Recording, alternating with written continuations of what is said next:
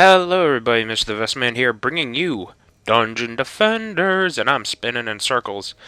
And this level is where stuff really starts to get real, gets tough. You are going to want to be at a fairly high level going into this. We are level 30, I'm level 30, and I have a special weapon, and we still have a difficult time. One of the ways you could get around having a bit of an easier time is to pump your stats up in the towers. My character and my friend's character are both DPS characters, so our towers, excuse me, don't quite take the damage that we would prefer. But here's the first blockade setup that you're going to want to do. It's at the north of the map. It's fairly obvious. This is going to be a high traffic zone. There's multiple ways you can set this up, but I just felt that this way would be the best because I didn't want them all converging on just one set of barricades. So I split the barricade. I split that choke point basically in two. That way I could have two sets of barricades just to prevent them all from just hammering on one. You're also going to want to set up, you can see on the mini map, and it's very obvious. There's staircases to the left and to the right, down near the middle. You're going to want to set up barricades on them. Those are the only other two choke points you got to worry about. And those two choke points are actually fairly easy to defend. The only real issue coming from down there will be, I believe there's one, possibly two ogres from the south, and necromancers, but otherwise it's okay.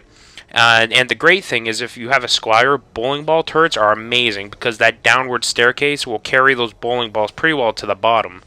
And you can really, it just really destroys like no tomorrow. The other thing too is you're going to have wyverns, and it's really hard to describe really the angle of attack for the wyverns, so check out our link, or check out the link down below rather, to our full guide where you can see a more detailed map. But the wyverns kind of come at a 45-degree angle. You saw one right there at the bottom right corner of the main map. They'll come at a 45-degree angle towards the southernmost crystals. So basically you want to put your harpoons kind of facing outwards a bit. So if the crystal was the center, the harpoons kind of want to be facing out at a bit of an angle to those. You can use harpoons. They will work fairly well because there's not going to be that many wyverns. Or you could just use deadly strikers, depending on which class you're playing as. But for the most part, you really want to focus on the north. That's going to be the most trafficked area. That's going to be where the hardest ogres come out of.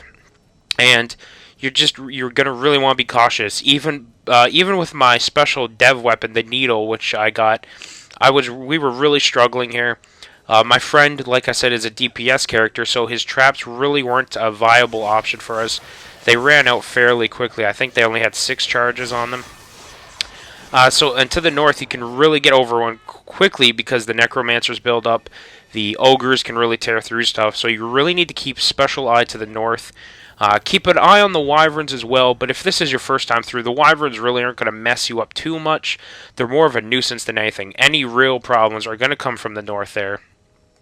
Because you are going to get, like I said before, this is where the game starts spawning harder enemies. You're going to have an ogre.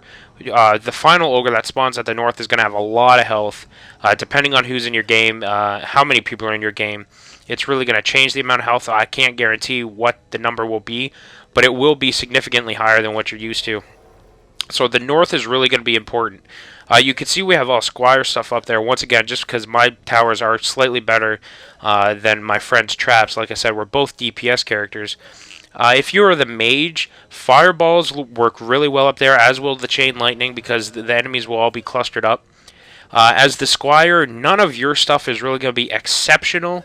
You can use the harpoons. That'll get the job done. The bowling balls obviously won't work because they're going to be going up a staircase. And I actually tested that to see if they would have enough energy and momentum to carry themselves up the staircase, and they don't, sadly. So you mostly have to rely on harpoons, or you can use slice and dices.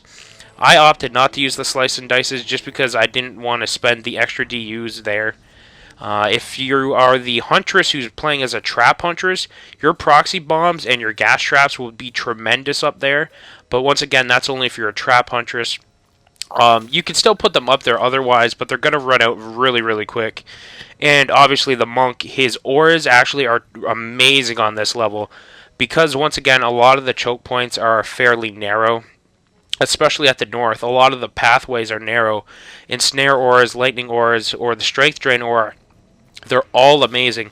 Strength drain especially useful at the north there because your northern defenses are going to get slammed by the enemy so hard that strength drain aura will just really cut down how much repair time you have. So actually, overall, the monk extremely useful in this instance. But otherwise, it shouldn't be too hard of a level. You're definitely going to want to be leveled up. You should be, like I said before, using the previous level ramparts to your advantage for that. But keep an eye on the north, keep an eye on the couple wyverns that spawn every once in a while, and you should be okay overall. But anyways, that's it for now. Thank you for watching, and we'll see everyone next time.